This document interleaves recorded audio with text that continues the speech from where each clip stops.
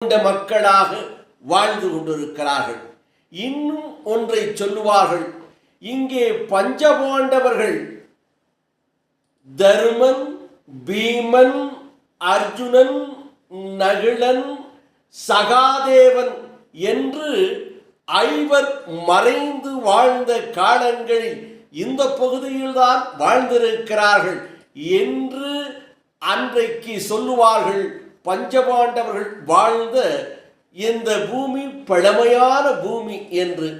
அப்படிப்பட்ட நீலகிரி மாவட்டத்தில் வாழுகின்ற படுகா இன மக்கள், படுகா மொழி பேசுகின்ற மக்கள் பாரம்பரியமாக தங்களுடைய வாழ்க்கையில் சில விஷயங்கள் இன்றைக்கு 2025